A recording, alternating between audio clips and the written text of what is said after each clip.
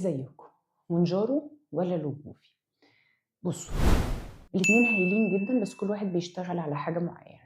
المونجارو بيشتغل على مستقبلين أو كأنهم مفتاحين للجسم بيسدوا الشهية، هو الجي ال بي 1 والجي اي بي. وجوفي بيشتغل على مستقبل واحد بس، هو الجي ال بي 1. المادة الفعالة بتاعة الوجوفي اسمها السيما جلوتايد. هي ميزتها انه هي بتشتغل على علاج الجلطات او الناس اللي عندها مرض في القلب او الناس اللي عندها دهون على الكبد. المونجارو هو دواء اصلا سكر، ومع الاستخدام الكتير ابتدى يكتشفوا انه ينفع كمان لعلاج السمنه، فهو هايل في الجزء ده. فاللي عنده سكر درجه تانية نرشح له المونجارو، اللي عنده مشاكل في القلب او احتمال جلطات او دهون على الكبد بنرشح له السيماجلوتايد اللي هو الوجوفي.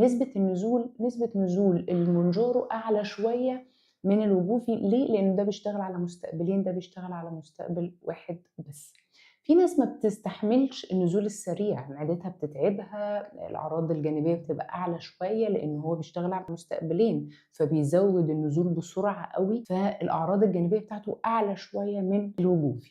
فعشان كده اللي مش بيستحمل بنرشح له الوجوفي، لكن اللي عنده استعداد وجربنا معاه اللي هي الساكسندا اللي كنا بنستخدمها يوميا، الحقن اليوميا، ووصلنا لاعلى جرعه وما جابتش النتيجة اللي احنا عايزينها، فبنبتدي نتحرك ناحية المونجارو. خلاص هو تمام من ناحية الحقن، فبنبتدي نتحرك ناحية المونجارو وبناخد برضو الجرعات بالترتيب بتاعها. المونجارو بيبتدي من سن 18 سنة. الوجوفي معتمد ان هو ينفع نديه للاطفال من سن 12 سنة، فدي حاجة طبعا تطمن انه انا ينفع استخدمه للاطفال.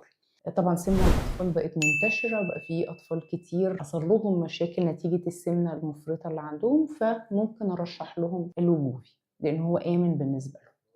هل أنا ينفع أخدهم كده مع نفسي؟ لا، أنا محتاج أعمل تحاليل زي ما قلت لكم في الفيديو اللي فات. لازم نظام غذائي محسوب ليك ما يوقعلناش العضلات وانت بتنزل. مشاكل الحقن دي ان النزول السريع ليهم بالذات لو المونجارو، لان هو بينزل بسرعه جدا، لو ما تعملش معاه نظام غذائي وفيتامينات معينه. كل شخص بحسب احتياجاته، كل شخص بحسب ظروفه، بحسب جسمه، وحسب ولد ولا بنت، سنها كام، البيريود عامله ازاي، الهرمونات عامله ازاي، التحاليل بتاعتها. ما ينفعش يا جماعه اقول ان انا معرفتش او ما نجحتش في ان انا انزل بالدايت فانا هروح مع نفسي اعمل حاجه. اوعى تعمل كده. لازم يبقى في تحاليل، لازم تطمن ان الغده بتاعتك كويسه، انه التاريخ العائلي للغده تمام، لانه لو في سرطانات غده درقيه حاجه وراثيه دي هتبقى فيها مشكله. لازم اطمن انه معدتك تمام وهتستحمل وهنمشي بالتدريج، ولو حصلت اي اعراض واحنا شغالين لازم بنوقف الحقن فورا. فمن فضلك دي مش لعبه، دي مش حاجه هجيبها بسعرها يعني غالي، حاجه مكلفه، مش لعبه. لو انت دايت ونظام محترم وعملت تحاليلك وخدت فيتاميناتك ومشيت كويس، نومك متظبط، بتعمل رياضة على قد ما تقدر بأي مجهود، بتشرب ميتك كويس، ظبطت حياتك عشان النزول والحرق يبقى كويس، وفشلت في كل دول، نبتدي نتحرك ناحية الحقن. ما عملتش دول، احنا بنضيع وقت او انت بتضيع وقت. ليه؟ هننزل بالحقن وهتوصل للوزن اللي انت عايزه، اول لما تسيب الحقن هتقوم راجع تاني، فهيبقى حرام الفلوس اللي انت دفعتها دي كلها. من فضلك ظبط نفسك، ابتدي شهر، شهرين، 3 امشي بنظام دايت محترم، ظبط اكلك، نومك، ميتك، فيتاميناتك تبقى تمام، تحاليلك حلوه، ما عندناش مشاكل، الدنيا تمام. قعدنا 3 شهور مش بتنزل وتطلع قوي، ايا كان بنشوفها دي مع بعض، بنبتدي انا بقترح لك او اي دكتور امين بيقول لك تعالى ناخد، عشان ده هيساعد ان صحتك تبقى احسن، مش عشان بس شكلنا، لكن صحيا هو احسن كتير.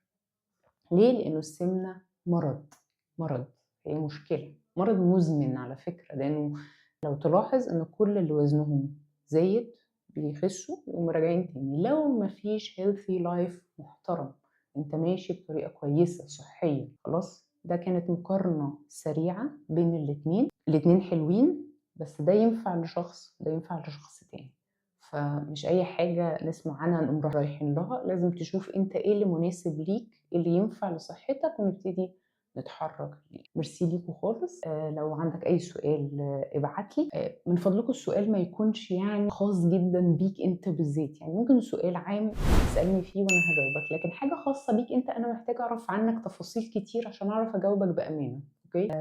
لو أنت عايز المتابعة ابعت لي وهنبعت لك PDF فيها كل التفاصيل المتابعة الأونلاين وزيارات العيادة أو package شاملة الاتنين. بابقى معاك طول الوقت عشان نوصل للهدف بتاعنا، عشان صحتك وعشان أنا بافرح لمّا الناس بتتعود على طريقة حياة مختلفة. هُم بيفرحوا لمّا بيخسوا وشكلهم يبقى حلو وبيلبسوا كويس وصحتهم بتبقى حلوة، نفسيتهم بتبقى أحسن. فاتشجع، حاول، مش عارف روح لحد يساعد معاك، ما تاخدش الحُقن دي مع نفسك من فضلك. ميرسي ليكم خالص.